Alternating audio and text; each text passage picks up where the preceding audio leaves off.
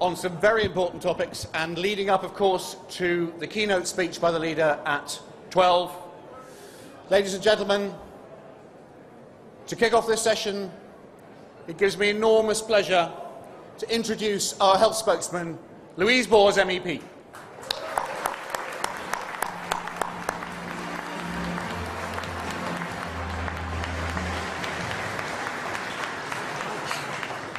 Good morning, everybody. It's lovely to see you all here. Absolutely lovely. I feel like I'm peeping there. Let me just move that away a bit. Ladies and gentlemen, 12 months ago, in this very hall, I delivered my first national conference speech as your spokesman for health.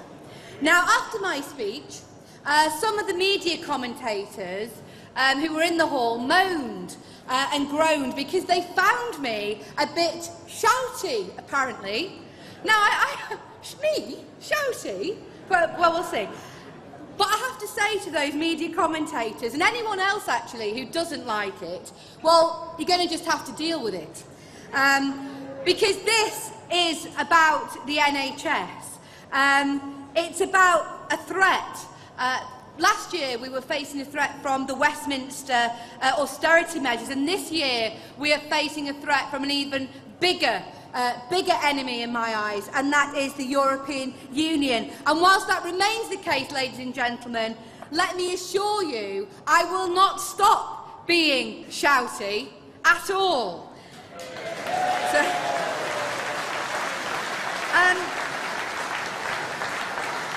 There are many areas of the NHS that are affected by our full membership of the EU. There are reams of rules, regulations and directives that defy logic and leave clinicians and managers in a headspin. And the pending TTIP trade deal threatens the very fabric and principles that the NHS is built upon.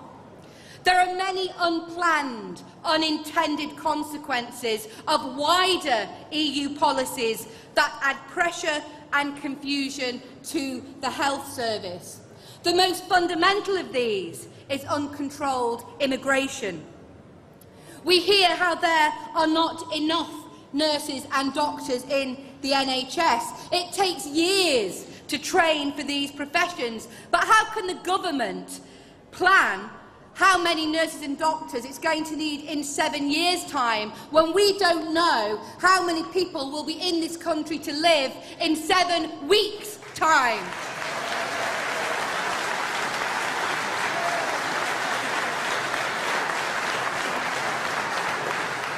It's no surprise we need so many nurses from overseas at short notice, when we can't predict how many patients there will be in 3 months' time, let alone the 3 years it takes to train a nurse. We can't plan for the amount of beds, ambulances, medical equipment, drugs or midwives we might need, because from one day to the next, we cannot tell how many people will be coming here to live.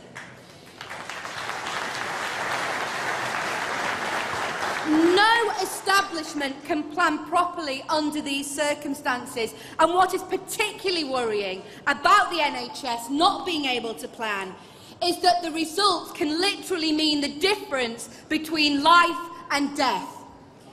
Now, there are of course many specific regulations and initiatives that threaten the structure and efficacy of our NHS, and I have nowhere near enough time to go through them all. That's a whole conference in itself, but I will just mention a couple before going on to talk about the TTIP agreement. From next year, regulation will come into force that blocks medical researchers using historical patient data records for research purposes. Cancer Research UK have been particularly vocal in their opposition to this new regulation, claiming that many lives will be lost. It is vital that those looking for new cures and treatments are able to track the medical history and chart medical developments within patients. This regulation is going to stop that. Now, last year I spoke about the desperate case of Aisha King, the little boy that couldn't get NHS treatment for his brain tumour. Today I have to tell you about the EU's Medicine for Children's regulation. It prohibits medical trials being carried out on children.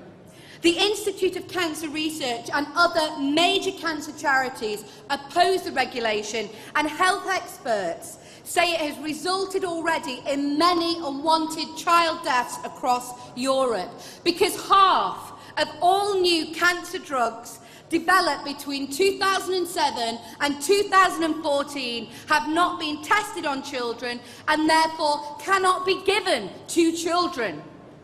How can the EU, in all conscience, say to the family of a dying child that they cannot have access to a new drug, one that may cure them or maybe help them die in less pain or without fear? Giving terminally ill children access to new treatments and drugs is vital in the fight against childhood cancer. It is barbaric to deny them the opportunity to extend their lives, or maybe even the possibility to cure them, simply because of a European Union regulation. It must be stopped. And if we leave the EU to scrap that one regulation alone, I say it's worth it.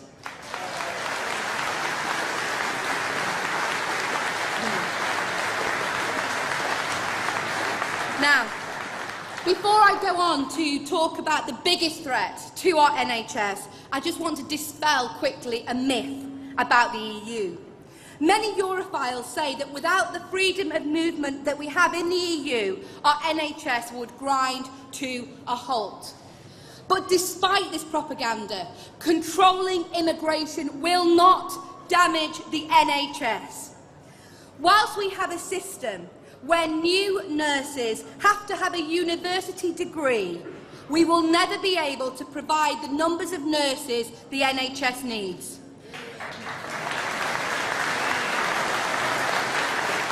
Why?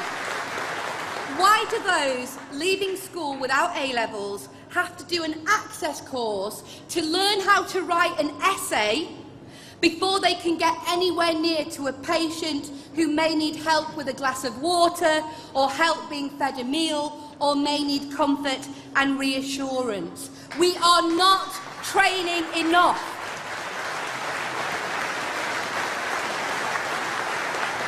And it's not because there are too few people wanting to become nurses. It's because we refuse to accept that not all those entering the nursing profession need a university degree. Commenting on the need for more UK training, the head of the Royal College of Nursing, Dr. Peter Carter, points out that last year there were 57,000 applicants for 20,000 nurse training posts. He said it was a matter of huge regret that thousands of people in the four corners of the UK who want to train as nurses are being turned away, whilst we go off and raid the often impoverished workforce of other countries.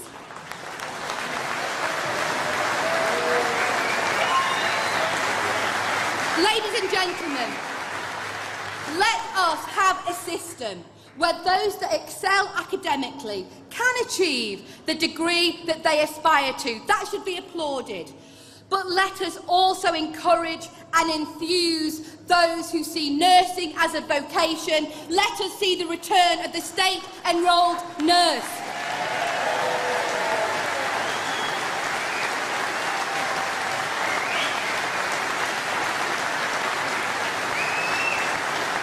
Now, all of the above are specific issues within the health service, how it delivers what we want it to deliver.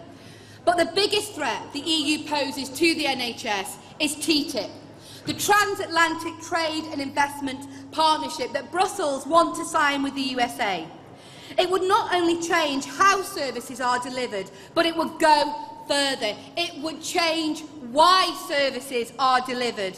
It would take us from a health service motivated by delivering the best for patients to a system motivated by delivering the best private profit. We have the most established healthcare system in the world, nearly 70 years old. America doesn't have one at all.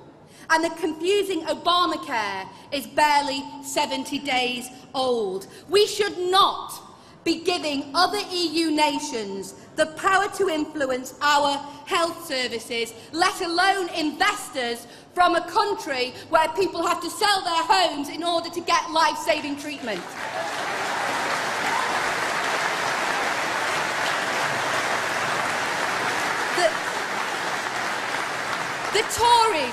The Tories say there is no need to exempt the NHS from TTIP because it's not at risk. Labour MPs say they want exemptions, yet their own MEPs are helping to push the agreement through the committee stages of the European Parliament. TTIP will allow multinational companies to sue national governments if they introduce policies that harm their investments. Now, doesn't that seem a bit topsy-turvy? Shouldn't it be the other way round? Aren't corporations meant to serve us, not us serve them?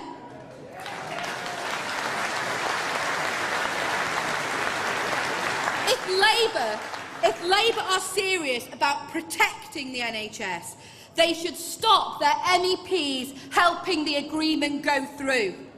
And I say to David Cameron, if you are so sure that TTIP won't involve the NHS, why not introduce legislation to protect it?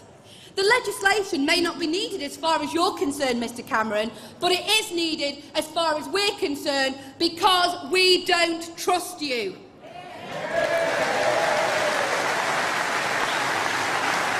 And why don't we trust you? Well, let me share with you a little-known line from the EU. I found it in the EU document library. It's from June of this year, in a document specifically about TTIP. And it says, the EU reserves the right to adopt or maintain any measure with regard to the provision of all education, health or social services which receive public funding or state support in any form. Get out of that one if you can, Mr Cameron. Now, last year I produced a letter from Jeremy Corbyn's boss, Len McCluskey. In it, he asked us to support Unite in their fight against TTIP. I responded. I said we would stand side by side with them in the fight. Come on, Len, I'm still waiting for your response. But presiding over so much infighting, bitterness and backstabbing, before long the Labour Party will look less like the Jeremy Corbyn show and a lot more like the Jeremy Kyle show. So,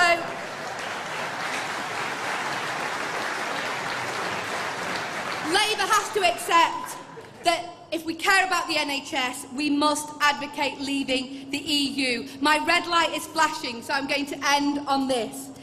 I'm livid that people are systematically ruining our country's proudest achievement and they want to sell it off to the highest bidder.